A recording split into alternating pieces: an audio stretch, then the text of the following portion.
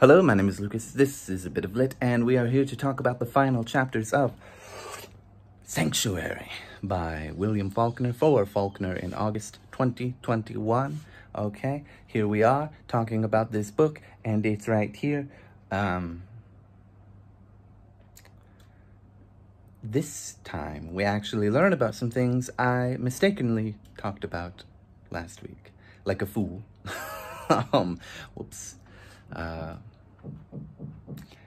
We meet Red, who has a kind of relationship with Temple, shall we say, and Popeye has been watching this relationship. Popeye takes Temple to a sort of gambling kind of location, and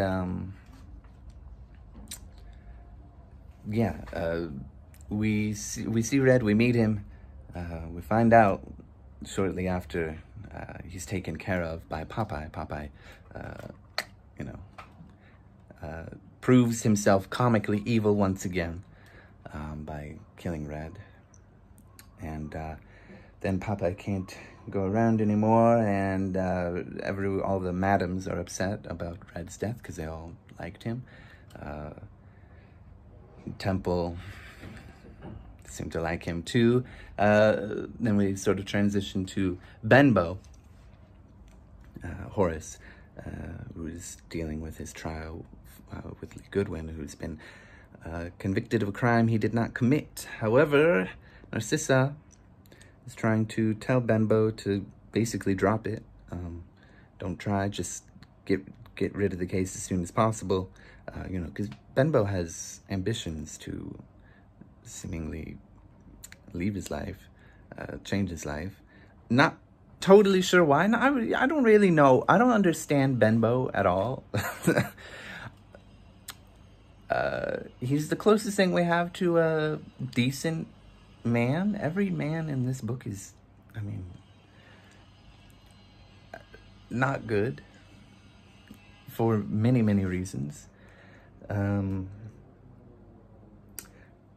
Before I get sidetracked and lost, I don't really understand any of his motives. He wants to be a judge. I can see that, that being a judge would be bring you up in social status and all that kind of thing. But Narcissa, she sees the writing on the wall, or she wrote on the wall. Who knows? No, she sees the writing on the wall. And basically, this trial is already rigged, is what it feels like anyway. And, they go through the trial. Temple is there and testifies against Goodwin, which was kind of a shock, but she does seem to have her reasons. I'm sure it has to do with, don't say anything about Popeye, but also, if she does bring this stuff out, then people might know, what's happened to her and look down on her. And, we're sort of in on social class with Narcissa and her concerns with Benbow taking the case, and Temple's concerns over people knowing what's happened, because that will look a certain way to people. So it takes a whole 8 minutes to decide that Goodwin is guilty, and then he is lynched and burned because of what the people think his actions are, which Popeye did. And they try to get Benbow, or they talk about getting Benbow, but he escapes. And Benbow has this interesting conversation with his niece, Belle, and he's just checking in on her, and she is kind of interesting. It does sort of feel like she's possibly in the same kind of situation. Maybe. We don't know. as Temple was at the beginning. And then, after this, what else happens? Well, Temple's with her family in a sanctuary. And Benbow returns back to his home, having gone nowhere, basically.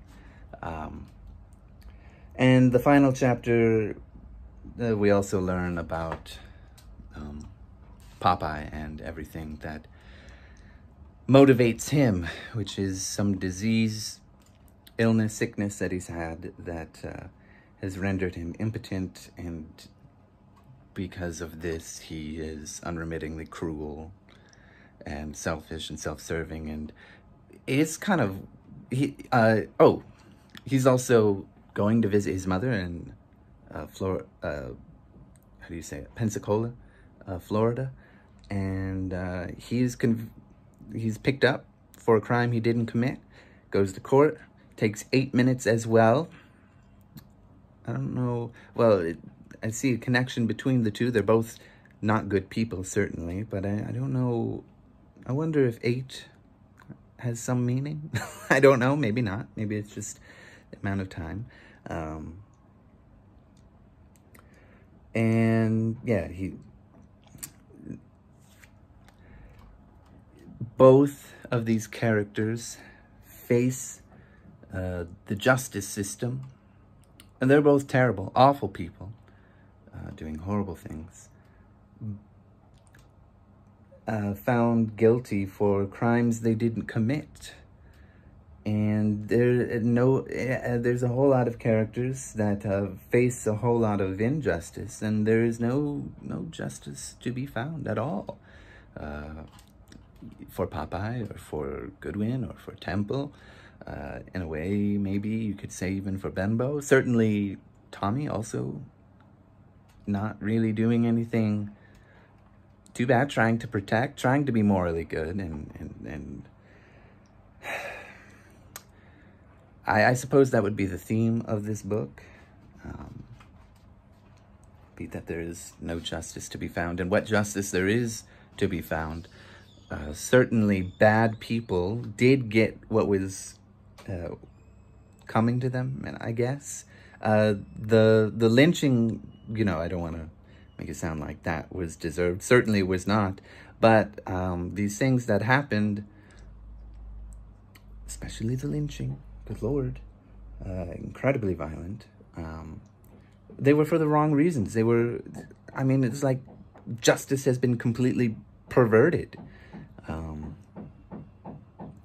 Even if they are guilty of other crimes, they need to have a fair shake. And we learn, we get to see Clarence Snopes again a little bit.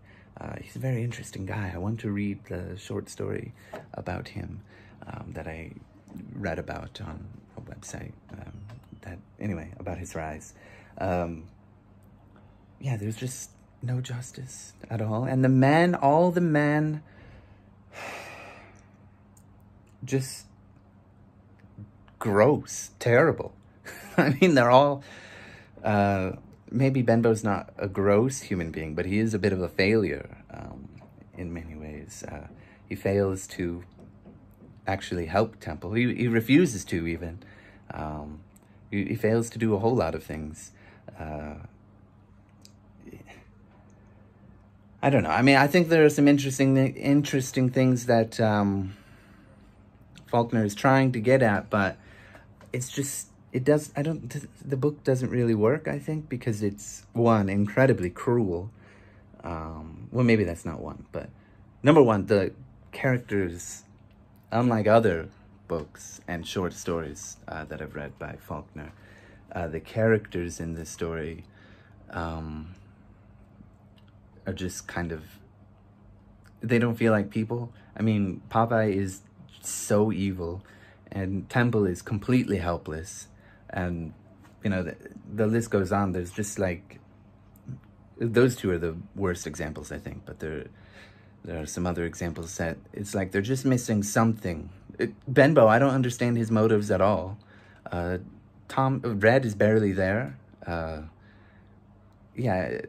Reba and Goodwin and Ruby and you know, even Tommy, like, they just feel kind of flat. Like there's something missing. They're just there to show the story happening, and certainly there's a lot of action. I mean, things move quickly. We've got a murder, we've got 2 trials, we've got a lynching. We got all this kind of crazy stuff going on at the end. Yeah, I can't say that I'm happy that I read this book. Definitely the worst Faulkner book I've read of the 3.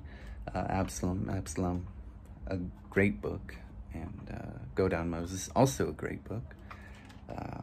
Character-wise, at least, I find them confusing, and that's kind of frustrating. But character-wise, I think they're great, and I feel like the themes are a lot better developed and reasonable, and come through a lot better than I think this one. Maybe the theme about there being no justice, or what justice there is being a perversion of what maybe justice should be. I don't know. Yeah, that's all I've got to say. Not glad I read it, but that's just another Faulkner book down the line. What Faulkner should I read next? I've seen that Requiem for a Nun is a sequel to this book. Should I read that? Is it better? I don't know. Should I read something else? I don't think I'm going to go for another Faulkner book for at least a month. So September's out of the question, but who knows for October or November, December? We'll see. Let me know what book I should read next. And that is all. Thank you.